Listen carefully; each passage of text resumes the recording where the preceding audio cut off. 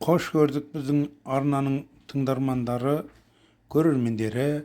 Biz bugün mine bes barmak tamağını asып жатырмыз. Қарынды бөлек асамыз, себебі көп адамдар қарынның иісін жақтырмауы мүмкін. Бүгін менің ең кенже ұлымның туған күні. Соған арнайы ауылдан Нұрбике апасы беріп берген. Алдарыңыздағы міне әсіп, қандай керемет.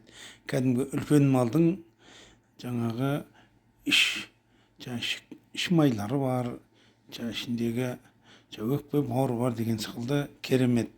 Міне анамыз 70-тен асқан қамырды кәдімгі зуала қылып, әдемілеп жайып жатыр. Қазір бұлқылдатып етті жейдім баламыз. Міне қандай керемет. Қол бос кезде, уақыт бар кезде осы қолдан қамырды зуала қылып жайып жегенге не жетсін. Нағыз бес бармақ. Бұл бес бармақты бес бармақ деп атаған себебі көп жерде талас туындап жатады. Мынау үлкен бармақта қалғаны саусақ қой деп. Иә, солай, бірақ біздің бағзы бабамыз осы бармақ ең басшысы деп, мына қалғандары соның қосшысы деп, бес бармақ деп атаған. Бұл беш бармақ емес. Және кей жерлерде ет ауқат, қамыр ауқат деп айтып жатады. Негізі бес бармақ деп атаған дұрыс. Міне қандай әдемі қылып, көненің көзін көрген, міне қамырдың өзі қандай әдемі қылып салып жатыр.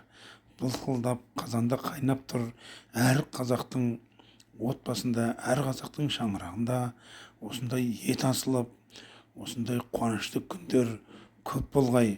Қазақ елі бай, мемлекетіміз қуатты болғай. Міне ет, қандай керемет. Ет осылай асқаннан кейін кәдімгі жіліктеп, үлкен жілігімен асып жеу керек. Етті асап тұрып жемегеннен кейін ол болады ма? Міне қандай керемет, тамаша тағам болды. Міне қамыр алынып жатыр. Осы қамырдың ішіне қазір тұздық жасаймыз. Тұздық деген ең маңызды нәрсе. Сорпаның бетін қалқып алып тұрып, шетке қойып, міне мынау тұздық міне.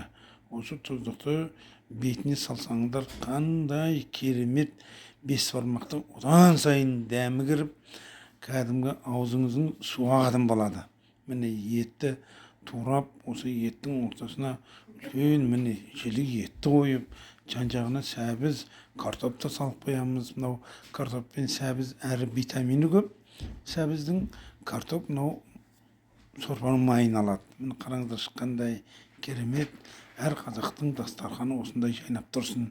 Міне қолдан жайған қамырды алып, аузымызға салып жеп жатырмыз. Ал енді қымбатты тыңдармандар, келесі видеомызды жолдағанша сау саламатта болыңыздар. Осындай әр үйде, әр шаңырақта осындай ас ауқат көп болсын. Еліміз тыныш, жұртымыз аман болсын.